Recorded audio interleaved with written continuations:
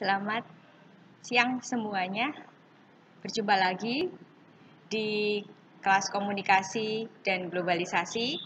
Lalu sesuai permintaan netizen, Cecil sebenarnya. Ya, saya membuat rekaman ini di kantin. Jadi Anda pasti mendengar banyak sekali keriuhan kantin tapi di luar. Kalau kantinnya sih kosong, itu kosong ya. Tidak ada siapa-siapa, tidak ada yang jualan.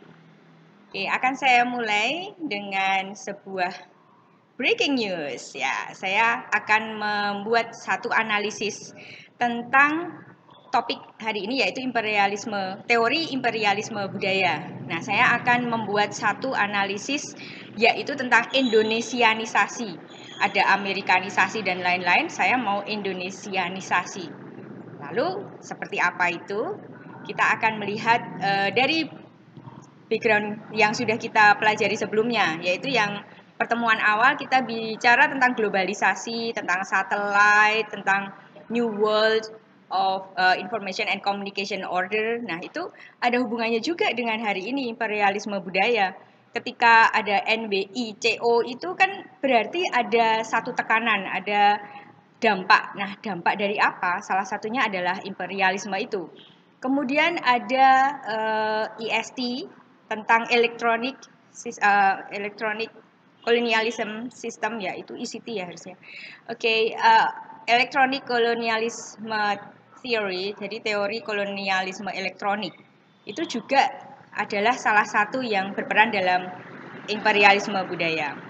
Kemudian ada World Social Theory, World System Theory, itu tentang core dan periferi, tentang negara berkembang, tentang negara maju, adikuasa dan lain-lain. Lalu apa hubungannya dengan teori imperialisme budaya?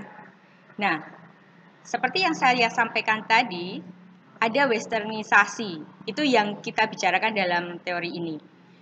Kemudian westernisasi, lalu hubungannya apa? Western negara barat pasti Amerika.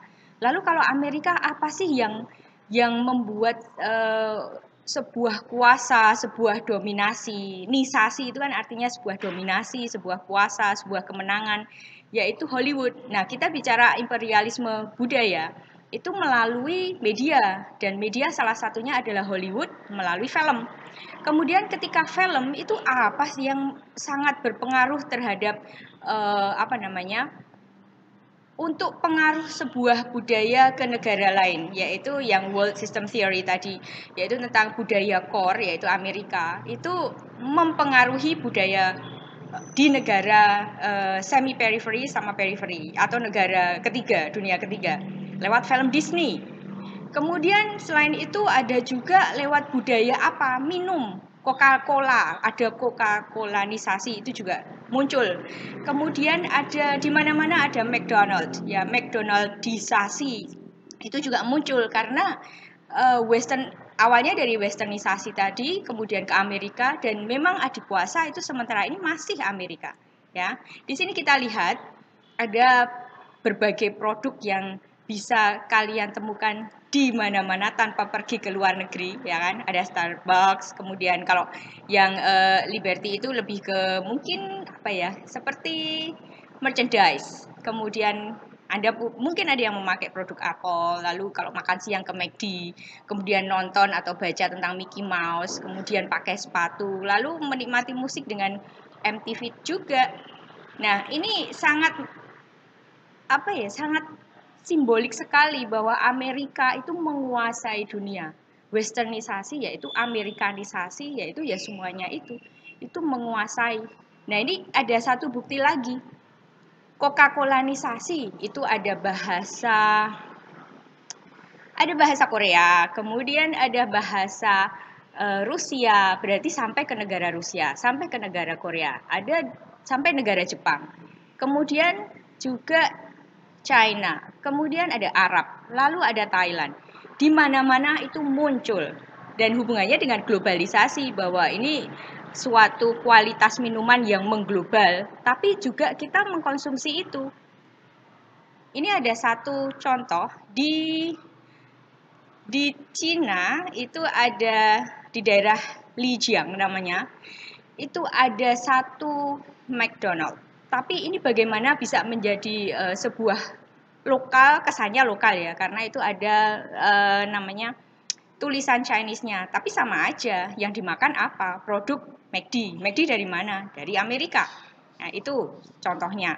Lalu ada lagi di Seoul. Apa ini? Starbucks. Starbucks asalnya dari mana? Seattle. Seattle di mana? Amerika. Dan itu bacanya, saya mencoba membaca ya. Starbucks kopi. Nah, kenapa saya bisa bahasa Korea ya? Karena saya belajar. Ini termasuk saya terkena koreanisasi ini sebenarnya. Tapi ya tidak apa-apa, karena kita mencoba melihat ada satu produk juga Amerika yang di Seoul, di Korea. Tapi saya menemukan sesuatu yang menarik.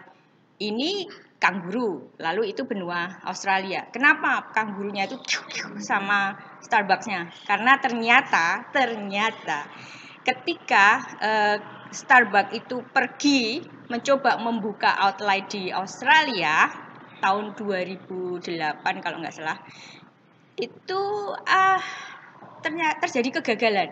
Nah, ini satu cerita tersendiri, atau Anda silahkan saja mencoba melihat di channel ini CNBC di YouTube, itu ada Why Starbucks Failed in Australia.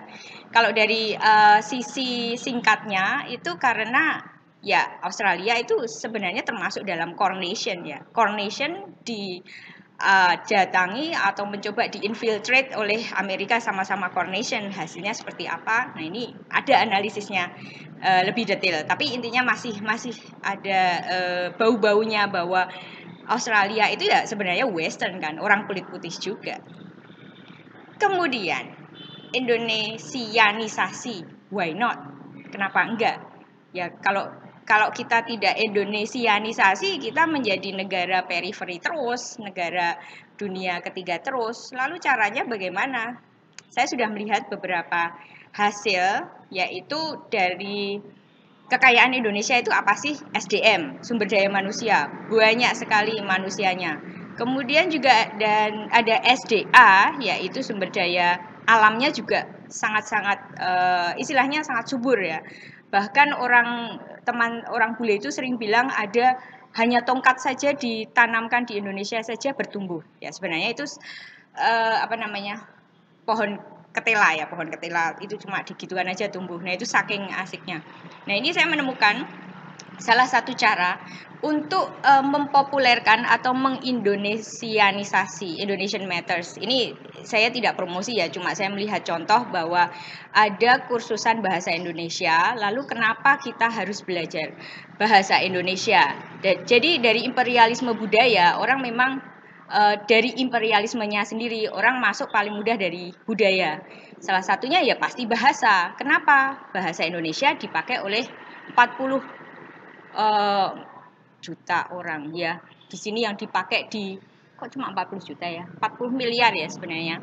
Kemudian ada banyak sekali data-data di sini tentang mengapa harus belajar bahasa Indonesia. Lalu ada lagi juga, why do you learn bahasa Indonesia?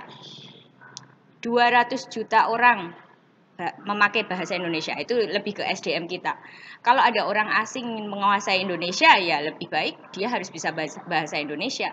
Kemudian kalau bekerja di perusahaan Indonesia, kalau ingin traveling dengan aman harus bisa bahasa Indonesia. Nanti Anda bisa baca sendiri di sini bahwa banyak sekali sebenarnya cara-cara untuk bisa mengindonesianisasi ya.